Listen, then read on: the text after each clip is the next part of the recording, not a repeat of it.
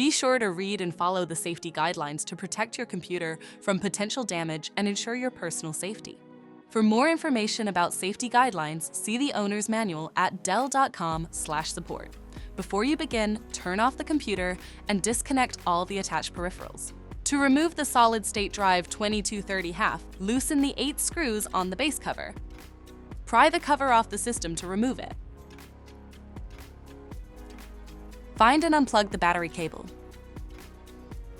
Identify the solid-state drive and loosen the 2 captive screws. Remove the latch and unscrew the screw. Lift the drive out of the system and flip it over.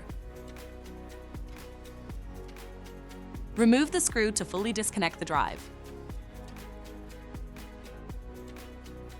To reinstall the solid-state drive 2230/2, tighten the screw. Flip the drive over and place it back in the system.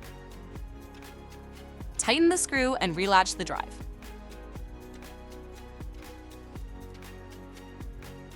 Install the 2 captive screws to secure the drive.